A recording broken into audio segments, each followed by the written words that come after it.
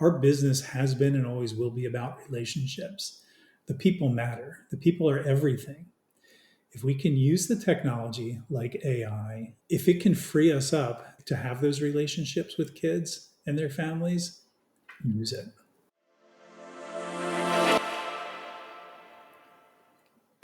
Welcome to Innovating Education. I'm Dr. Riley Williams, and in each episode, we explore bold ideas and breakthrough strategies shaping the future of teaching and learning.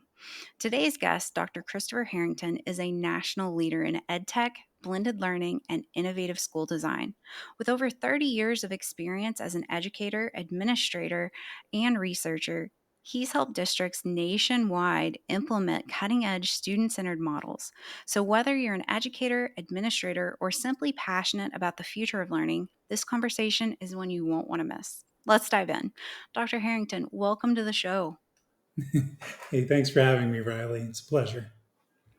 So, Dr. Harrington, you've been leading innovation in education for years, and now you have not one, but two exciting new initiatives that have just launched.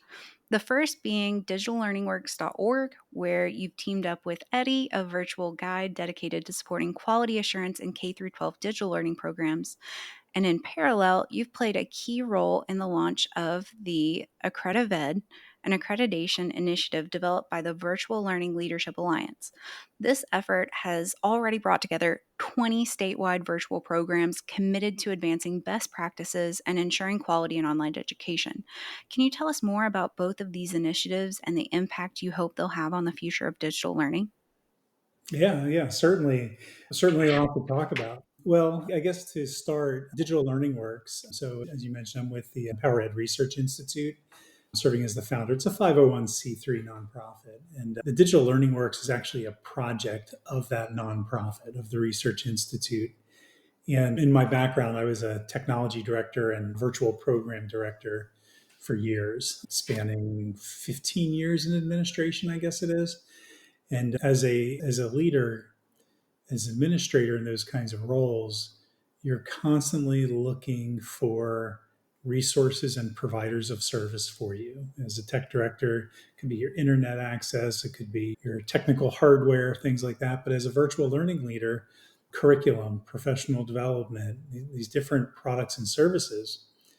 And Digital Learning Works is something I wish I had back when I was in that kind of a role, because the whole purpose is to have these vetted resources that are really focused on digital learning, whether it's fully online learning or blended or any kind of tech rich instruction.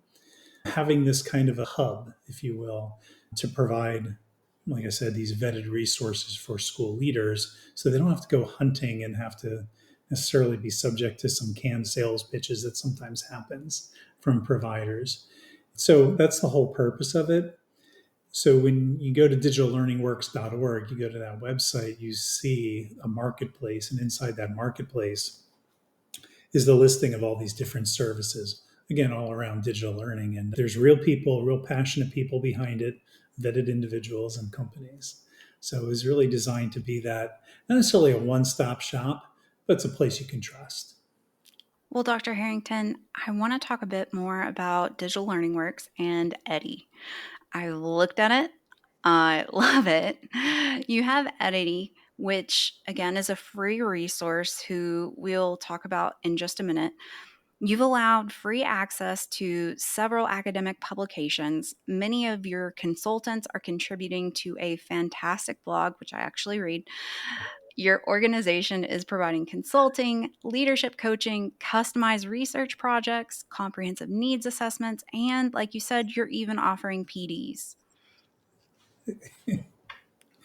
Yeah, we do a lot of this, right? So the whole idea is to give this 360-degree support for leaders who are trying to do the right things for kids and the adults that serve them. Eddy is a chatbot. It's an AI chatbot. And the idea of Eddy came about because I do a lot of consulting myself. I do a lot of coaching myself. And in providing that coaching, I might meet with folks every 2 weeks, every month. Sometimes it's longer than a month, depending on how people's schedules go, the time of year. And sometimes there just needs to be some sort of a resource or a thought partner that you can talk to.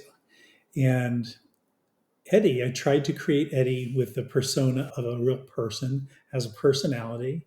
One thing I didn't mention to you last time we talked was you can actually ask her jokes about digital learning, have her tell you some jokes. They're not great jokes, but anyway, jokes nonetheless. But try to humanize her as much as possible. As a virtual learning leader myself, you're very isolated. And if you're part of a brick and mortar district and you're the virtual learning leader, a lot of times you're like on an island by yourself. And sometimes you just need that thought partner. I can't tell you how many times in the evening or late at night or super early in the morning, I have questions. I want to know how to do something. I need a section for my handbook that I'm writing for my teachers, or I need to structure some professional development. Who's my thought partner at 4 o'clock in the morning? So Eddie is that extension of a coach or a consultant that you might hire. And I started thinking about Eddie and how we could actually evolve that tool to be so much more. And so now you mentioned that Eddie is free, and yes, Eddie is free. We have actual deeper plans for Eddie through some statewide solutions that we're putting together too. But the whole idea was I can't be in all places at all time. And I know there are people who need access to some thought partners. Eddie's really smart. Like you can load Eddie up with all kinds of documents and research. In fact, national standards for quality, we trained Eddie on that. And all the original research that comes out of the Research Institute is actually something that Eddie's trained on too. And what she'll do is she'll take all that information. And when you ask her questions in your own context, she'll take that information and turn it around to something that you can use in your own context. So it's pretty cool that way. Well, when we first met, you told me that I could just go crazy with Eddie and really put her to the test. So, of course, I did. And let me tell you, we had a fun conversation. So, at one point, I asked her, who's the greatest educational innovator of all time? And she gave me a very diplomatic answer. So she mentioned John Dewey, Maria Montessori, and even Kahn, but she wouldn't pick a favorite, which I really appreciated as I was testing for bias. And then I asked her for a reading list of innovative educators, and she quickly generated some great recommendations. Titles like The Innovator's Mindset by George Koros and Blended by Michael B. Horn. She really knows her stuff. So, how do you see Eddie supporting educators in their journey towards high quality digital learning? Yeah, so I envision I think Eddie's smarter than I am right now, just because like she remembers all the stuff I train her on and my team trains her on, and she can just recall it in an instant. I think as all the way from being a school leader all the way to being a teacher in the classroom working with kids and even parents, I could see Eddie even evolving more helping parents support their children as digital learners. I think she's just going to keep growing and growing with what she can be able to do. The thing with Eddie right now is Eddie's built on today's AI. What's tomorrow's AI? Well, we don't necessarily know, but I can tell you this: if I really wanted to, I could turn her into an interactive avatar where you can actually schedule a Zoom meeting with her and have a coaching session. Now, imagine being a student in a class, and if Eddie was embedded in your class, and you start having dialogue with her, right, as a learning partner, like, wow, that's where the promise of AI could go, right? Will we take it there? That remains to be seen. So, you mentioned that Eddie is trained on the national standards as well as all of the research that is coming out of the research institution. What kind of resources does she offer? Well, I just asked a simple question of her one day. I said, hey, what are the national standards? I didn't even say about online learning or anything. But because of the way she's trained, she just started rattling off the national standards for quality online programs, um, which is that's what that was. She was specifically trained only on those standards at that time, and one of those standards has to deal with access and equity for kids. And I started drilling down to her and say, well, in my school, I have case managers who are helping students with IEPs. do to help support them. And then she'll give me some ideas. And then eventually I get into a conversation with her about creating an agenda for a 3 hour professional development session with those teachers. And then she recommends some things. I say, okay, let's change this here. Okay, this is what it's going to be. Now, can you go and create the support materials for that? And then she goes and creates those for me. Imagine like 10 or 11 o'clock at night, and you have to pull something together for later on in the week with your staff. And here she's creating all of this for you. And of course, you look at it and you have to vet it like you do with AI, right? But you look at it and you can make the changes, but the legwork is there. It allows me to actually do what I need to do for my teachers without investing all this time doing the actual writing. I can just review the writing and make it better. So I see that happening. You can do that with the adults. You can do that with the kids. No matter what role, if Eddie is trained properly, she can help any role within a digital learning program. I mean, Eddie definitely provides our best practices and solutions. I will attest to that, honestly. But what are some of the most common challenges that she can help educators tackle? If I take it all the way back to what are some of the greatest problems, say, for example, in a virtual learning program, the greatest challenges, I would say they're twofold. What happens in the teacher to student interactions, but then also what happens at the administrative level. So, how can it help teachers and students?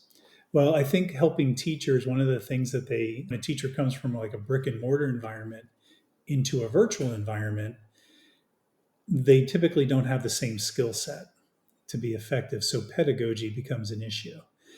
So, teaching teachers and training teachers on how to teach in this virtual space. I'm working with a school right now here in Florida to develop a private Ask Eddie to help her teachers with just that. She's a principal of a virtual school, but to help with just that, drawing in their policy, their handbook, but then instructional best practices in a virtual space.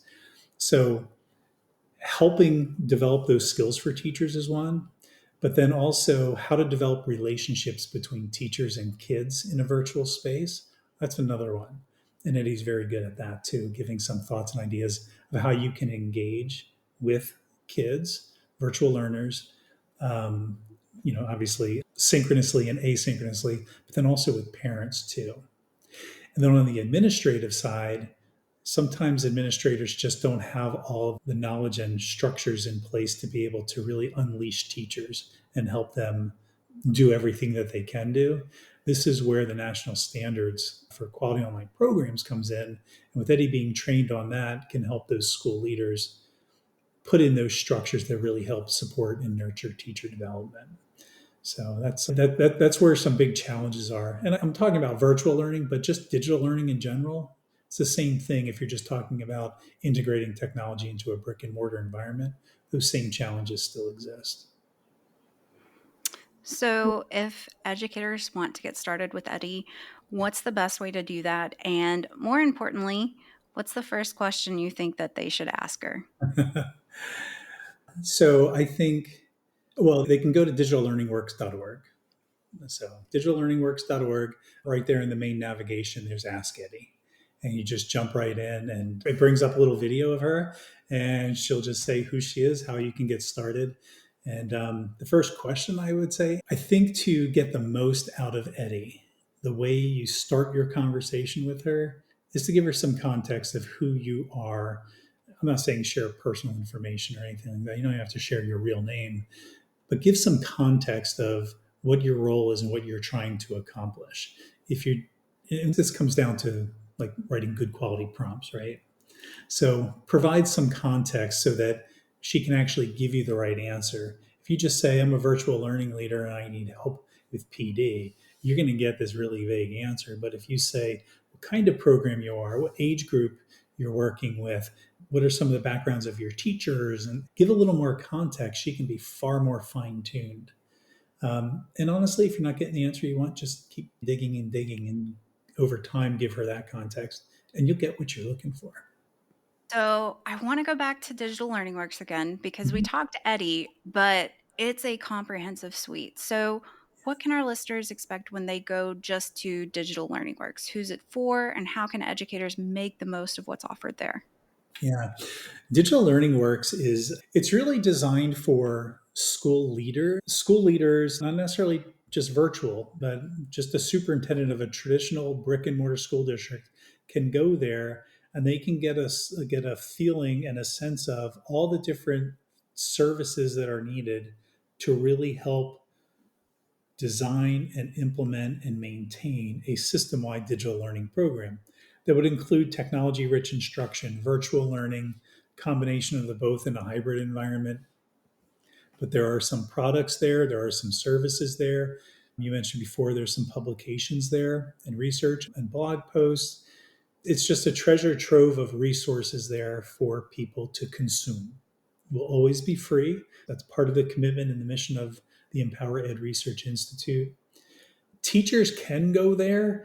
Right now, it's not built out primarily for teachers, it's primarily for administrators, but there is access to some professional development and there's good learning in there. Like one of our blog posts, for example, by Desiree Mosser, it's the virtual vibe. It's just how to do this virtual teaching thing and do it in a way that you take care of yourself as a human being. And so there are some things there for teachers, but it is heavily stacked for leaders. I want us to go ahead and switch over to accreditation. Yeah. So, Dr. Harrington, as virtual learning becomes more widespread, the need for clear standards and quality assurance is growing. Now, you've been involved with AccredVEd, an accreditation institute from the Virtual Learning Leadership Alliance that now includes, like I said, 20 statewide programs focused on strengthening online education. Can you tell us what makes this model different from traditional accreditation? Oh, yeah. Yeah, so the Virtual Learning Leadership Alliance, you're right. It's 20 statewide virtual programs and consortia. They are, it's the Virtual Learning and Leadership Alliance. I'll call them VLLA.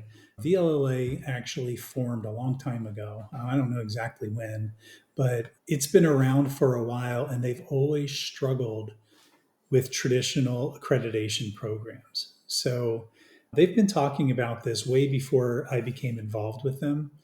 But they reached out one day and asked if I would help them go ahead and create an accreditation program designed specifically for virtual schools. I think part of the reason they reached out to me is because I've been involved with the revision of the national standards for quality online learning over the last two revisions, so it was like the last 7 years. And directly with them, we built an accreditation program that's kind of similar in process to like your traditional Cognia, Middle States, WASC, and other accrediting bodies that are really geared towards brick and mortar.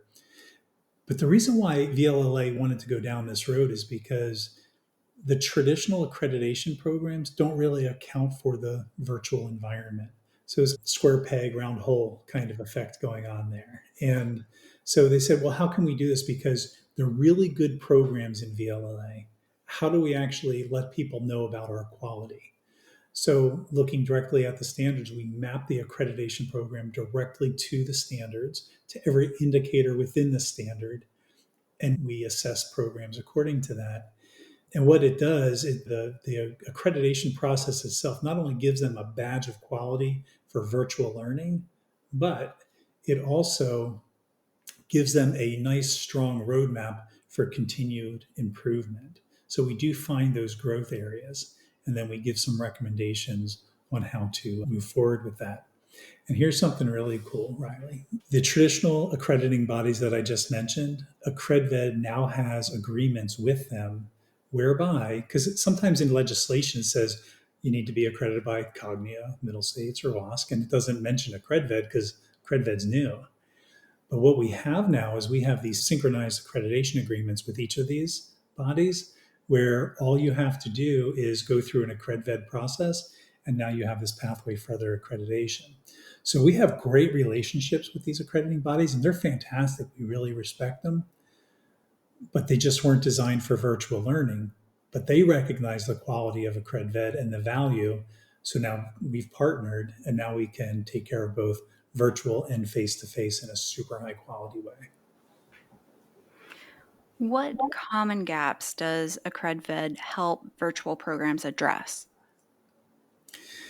Yeah. So there are 14 standards in the National Standards for Quality Online Programs. You have to meet every single standard in order to receive accreditation. Strategic planning, goal setting, collecting and using data to inform all the goals and your progress towards goals, and having a really structured way of monitoring and growing your quality. The accreditation program, AccredVEd, actually looks at that. That's a huge deal. And I think that's where we see some of the biggest gaps. And because AccredVEd will, you go through the accreditation process, you'll be able to see where those gaps are.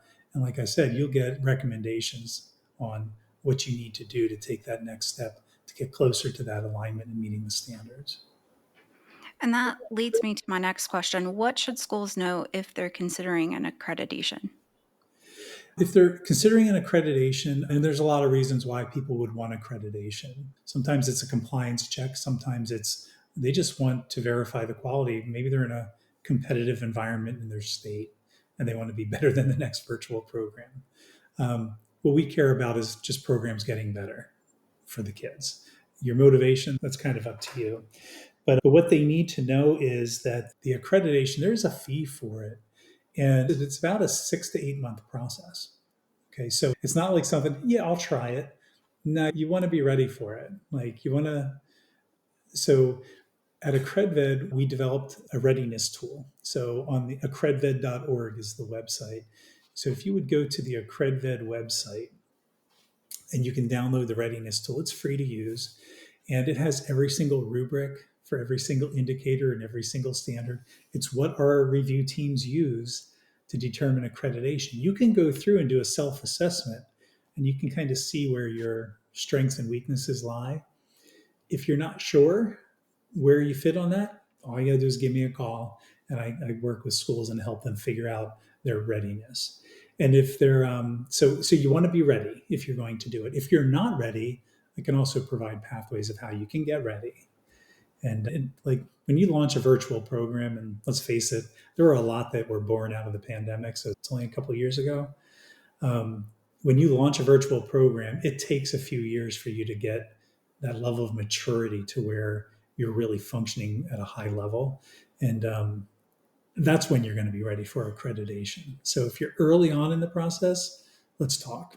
And I can help you figure out whether or not you're really ready for it. And if you're not, that's okay too. You just are where you are. Let's grow you from there. I love how you just said that. Okay, Dr. Harrington, we've already covered a lot: innovation, accreditation, quality assurance in virtual learning. I'd like to zoom out for a minute and talk a big picture. Sure. We've just talked about these massive shifts in digital learning in the last decade, and even more so, like you said, from the pandemic. But now that the dust has settled, what's next? What do you see as the next major shift in how we teach and learn? Are we headed towards AI powered classrooms, or can we expect more hybrid models in public education?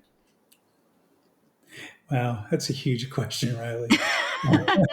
Let's Um, take it step by step. no, I'm good. I'm good. I got it. I think when I think back before the pandemic, and again, this is through my lens and people I work with, these are schools that are trying to be more progressive. And I believe all schools want to be there. So I'm going to generalize. Before the pandemic, there was a growing push for personalizing learning. And I've worked with schools myself and helped them develop personalized learning programs within their own context, what's appropriate for their school communities. It's not a canned product that you just, here you go, do this.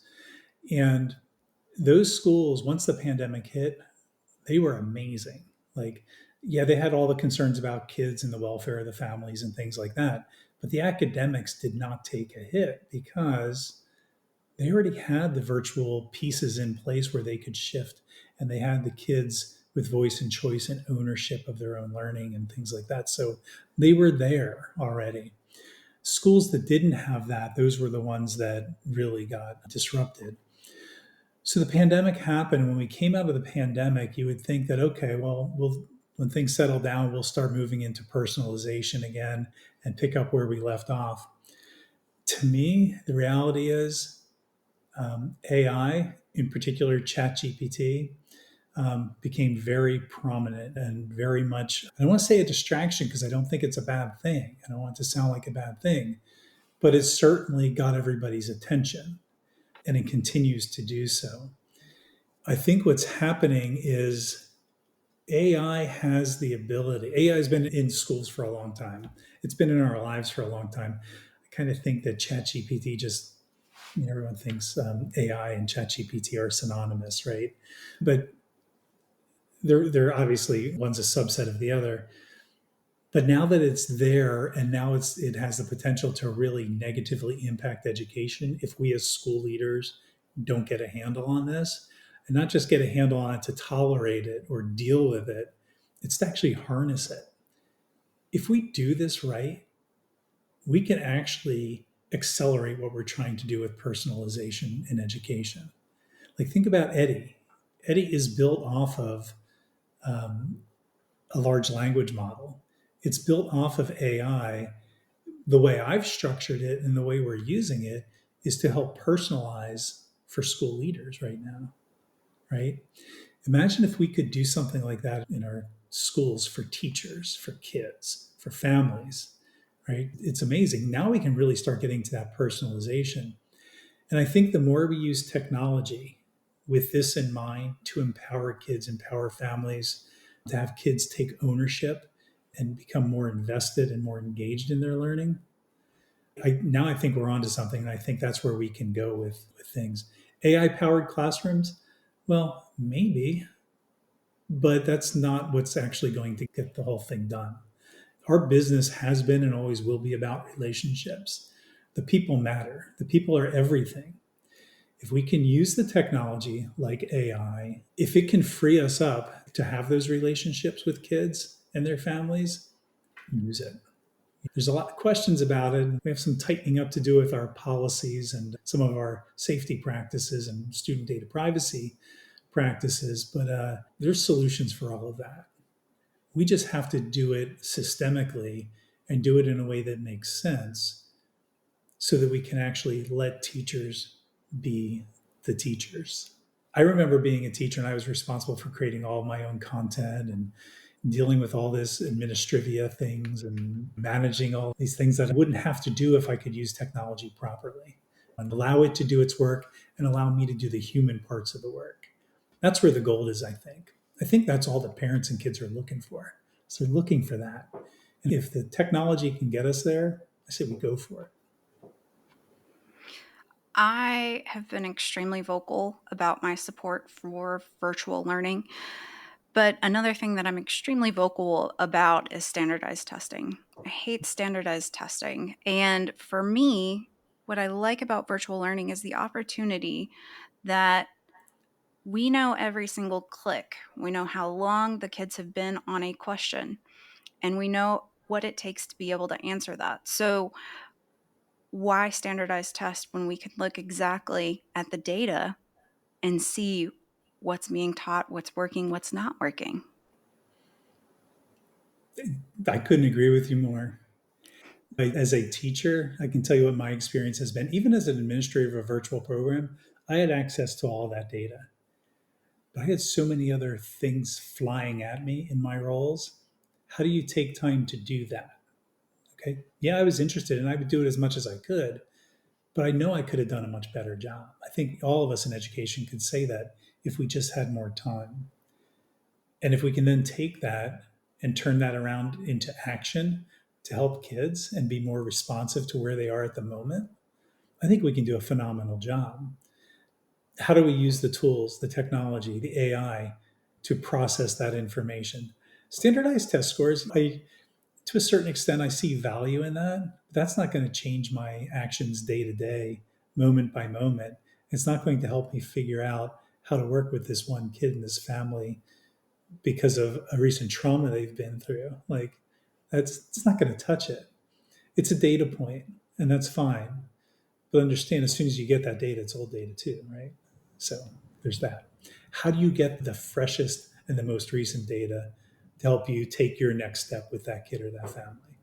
I think, well, I know there's ways to do it. I mean, and I've done it in different ways in different capacities, but systemically, that's the big. tough nut to crack, I think. Well, think about it as a student might be having a conversation with Eddie. That's your last data point. That's right. Well, it's funny you should say that because one of the things I do with Eddie, part of my ongoing training with her, and it's not just me, I have other folks who do this too. We go back into the back end of the tool and we can see where conversations start to fall apart. And we can go in and then we can retrain, right? So we're collecting that data to make Eddie better. But to your point, if a student is having a conversation with Eddie, and let's say teachers have access to what those conversations are, wow, now you're kind of eavesdropping on an academic conversation that can give you a ton of insight. Like, Exactly. I mean, it's really true. Technology is evolving so much faster than policy. We're seeing AI, virtual reality, personalized learning models advancing, but especially in Oklahoma, schools are still debating things like should we allow cell phones? So, how do we close that innovation gap in education? I like to think that people will step up and do the right thing. But I also know that there's a tremendous amount of inertia in education. And sometimes disruptors like what we're seeing now, just with LLMs, the ChatGPT and other large language models, it's such a small part of AI that, and it's being so disruptive right now because it's a threat to our status quo, how we've operated. Sometimes that's what we need. Maybe a kick in the tail like this is something that's going to help. Um, I don't know what the answer is, Riley, but I do know this. Um, it's not going to slow down. I remember when I'm dating myself here, but I remember when laptops we started doing one-to-one initiatives in schools, and it was a luxury to have that. How do you not have that now? Like, it's not even, how can you even think about that? Not having a laptop for every student. I get it. There's some inequities and there's funding issues and finances are a problem still in a lot of communities. But AI is not going to slow down. This is the world that these kids live in now and will be living in the future. If we are not teaching this stuff and using these kinds of tools, parents are going to they're going to go elsewhere. We're seeing it already. The pandemic should have been a wake up call for us, I think. But there aren't many schools that I work with right now that aren't losing enrollments. And where are the kids going? They don't always know either. They just know their enrollments are declining. I don't think population is declining. They're going somewhere. So I think what's happening here is parents are choosing other options. Now, are they choosing the best options? I don't know. I don't know. But I think I mean, think about it if you're a business, if you own a corner shop in a neighborhood, and fewer people start coming in to see you, maybe you're not selling the right stuff. And I think that's going to happen. The sad part is not all schools are able to, they don't have the same resources and wherewithal to be able to navigate such a huge change like and disruptive change like we're seeing right now. So I think some of it is like systemic across our country at the state level, at the national level, um, just within education, and that certainly needs to be addressed. But the technology is not going to stop.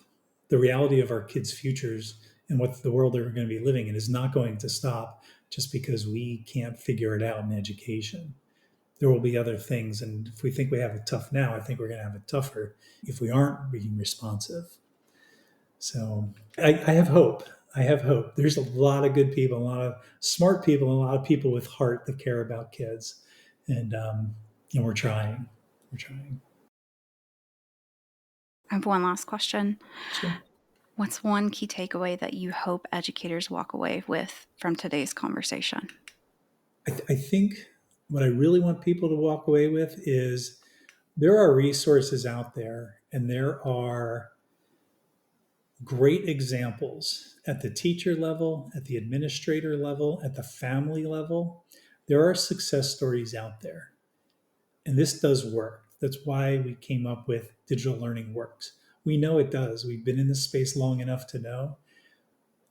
You just need to know how to do it in your context. And that starts with reaching out to some folks. I would highly recommend connecting to a larger network outside of your own district. When I was a teacher, I didn't know much about my own district. When I became a district administrator, I knew about the district, but I didn't know much about what's going on around my county or my state. When I started working at the national level and international level, it's like, oh my gosh, there's so much out here. There's so many exemplars to choose from. You just have to find them. And the network will help you get there. I'm reachable through that. I'm really easy to find online. I help, I can help connect you to people too. So just know that there is a way. What you're dreaming of and what you really wish was in place is possible, and it is happening in other places. We just have to get you and your district there. Dr. Harrington, I can't tell you how excited and how grateful I am that you came onto the show today. So, for our listeners, I just want to remind you that I will go ahead and post all of Dr. Harrington's work, Digital Learning Works, AccredVEd, to the show notes. And I hope that this conversation has been inspiring to you. So, until next time, keep learning, keep inspiring.